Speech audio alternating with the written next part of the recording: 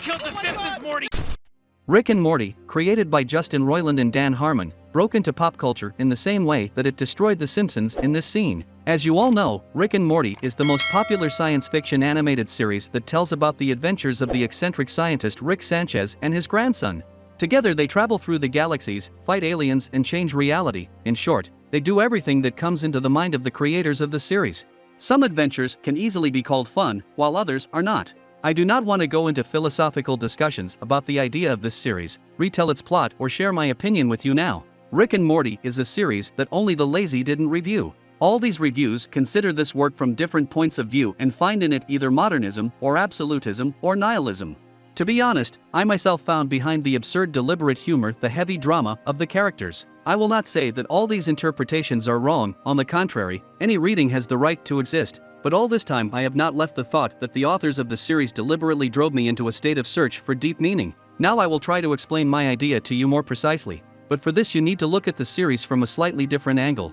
And yes, my analysis today does not cancel or refute any other interpretation, and after this video I will be happy to discuss with you in the comments which one you adhere to and why. The problem here is that this approach will never help you create a story, because when you write or shoot something, you start from scratch, you don't build schemes, said Craig Mazin, an American film director and screenwriter, film producer, best known as the writer and producer of the HBO miniseries Chernobyl. And he was not talking about film criticism, but about books on screenwriting, such as $1 Million Story, and I completely agree with him. Moreover, I find his point of view important to include in today's video analysis. Why? Because every review of Rick and Morty that I've seen before contained the same mistake, an attempt to explain the creative process of creating an absurd series based on the final result and hence the binding of a certain morality to a certain work.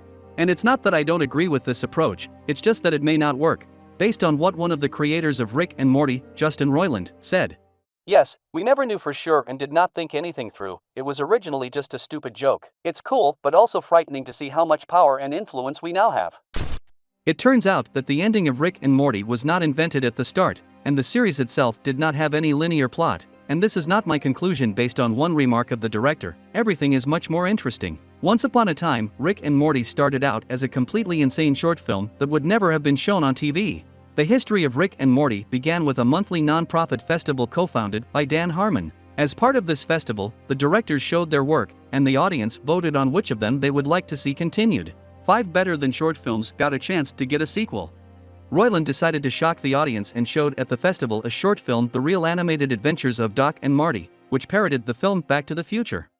The time travel car won't start. Oh no! What can we do? What are we gonna do? My chapped, bloody testicles, Marty. What? You want me to lick them? Yes, Marty. It's the only way to fix our time travel car. You have to lick my balls, Marty. All characters were voiced by Roiland himself. Dan Harmon, screenwriter and producer, saw potential in Roiland's work. In 2012, Dan Harmon was suspended from working on the Community, where he was a producer and head writer. Immediately after that, the Adult Swim channel, interested in creating a new hit, approached him with an offer to create some kind of cartoon show. Thus, an unusual tandem was formed. On the one hand, Roiland is an impulsive author who throws ideas and jumps from one topic to another, in his work clinging more to jokes than to a script, a man whose philosophy is entertainment. Animation is not about what and how, but about why not. On the other hand, Harmon, on the contrary, is a person who favors a more classical structure. His contribution to this work will be to structure the chaotic ideas proposed by Roiland. I've always tried to be the guy who just normalizes everything that happens as much as possible, of course. What separates Rick and Morty from any other show is creation in the moment. Now I will explain. Despite the fact that Harmon tried and tries to balance the flow of crazy ideas that Roiland throws out, the whole storyline is born in the moment. The authors never prescribe the plot in advance. Here's what Harmon says about it. What's the point? We always have from 5 to 50 scenarios for each episode. We just choose the appropriate ones if a deep philosophical story is born. So much the better. But no, we don't order for the season ahead for sure. Some episodes contain practically nothing at all, except for Roiland's improvisations. For example, episode 8 of season 2. The animators literally worked with Justin's jokes that he made up online. I don't want to say that the series does not have a storyline or message, it's just that the uniqueness of the work lies in the fact that most of the deep thoughts or ideas are born instinctively from the authors, as if the series deepens and changes due to the development of the writers themselves, and any philosophical idea or morality, read by viewers and critics, is not always obvious even to the authors themselves. The series has always retained the spirit of some kind of slight irresponsibility, and you won't believe it, but I even had to limit myself so as not to think and analyze too much. We even came up with a rule, or rather a question. If suddenly I was too driven, the guys asked me, "What's in Happy Meal?" You see, the main thing is what kind of toy is obtained in the end and whether it will be fun for the viewer. And I'm not talking about merchandise, but about the message. Speaking of leading questions, this is also an essential part of Harmon and Roiland's creative process, the so-called brainstorm. Most of the episodes were born that way. Suffice it to recall, for example, the second episode of the first season, which became a response to the question, what if dogs could talk?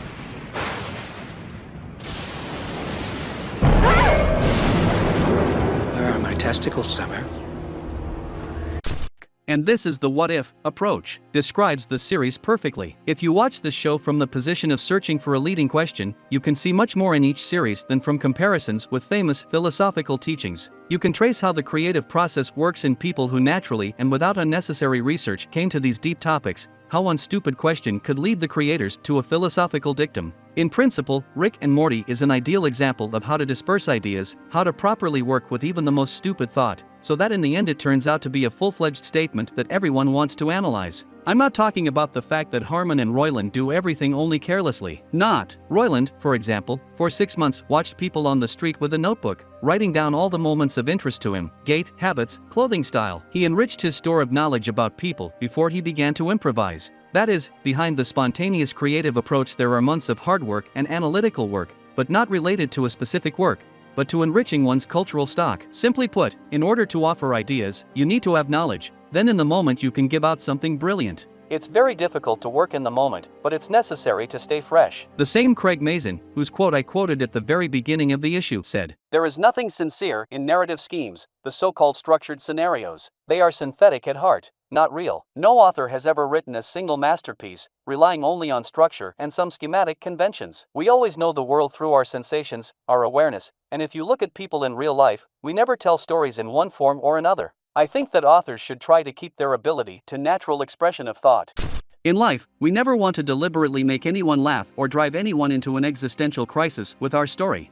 No, we're just trying to tell a funny or sad story that happened to us in an interesting way, and the authors of Rick and Morty act in much the same way. They try to tell the story that is being born before their eyes as interesting and sincere as possible, and if the thought becomes deep or the story turns from a joke into a drama, then this is just the result of sincerity. Nobody exists on purpose. Nobody belongs anywhere. Everybody's gonna die. Come watch TV. From these words, we can conclude that the main idea of the series is hidden here. Stop looking for meaning in everything, live your life. This whole story doesn't make sense, really. It's a story about the idea of not having any story, but I love it. It's cool and different. That's how Rick and Morty entered pop culture, starting with a vulgar cartoon short and becoming the critically acclaimed series of recent years. This is the story of two authors who simply bet on what they say and how they do it, rather than some thoughtful statement that would elevate them as authors in the eyes of viewers and critics. They created the series without having to answer some questions hanging in the air, without the intention of making sure that all Chekhov's rifles are sure to fire. The freedom of the authors comes to such an extent that the viewer accepts things that would be rejected in another film or cartoon. It's absolutely normal here when Rick just tells Morty what to do, Morty does it, and only then the viewer is explained what is happening here. It is in the order of things to start a series from the middle of the second act or even at the end of any story, and, most unimaginably, the viewer does not need to be explained why and why the characters do this or do what they do, because behind all the disgrace that happens on the screen is worth humanity. And this humanity, understandable, simple and natural, takes its origins precisely from the process of creating this series. Ease and carelessness were born as a result of the fact that the authors never once again bothered with detailed elaboration, doing everything for the sake of the finale, for the sake of the result. No, they got high on the process and you can feel it. So it's always fun to read and watch all the analytical work that analyzes the series, created, at one time, by two unemployed dudes who wrote the pilot in 6 hours. But I'm not saying that it's bad or good. It's just sometimes interesting to look at the process of creating this or that work and the method with which it was written or filmed, because in the end it doesn't matter. The main thing is what a particular viewer will endure for himself, whether it will be a life lesson or just a good time.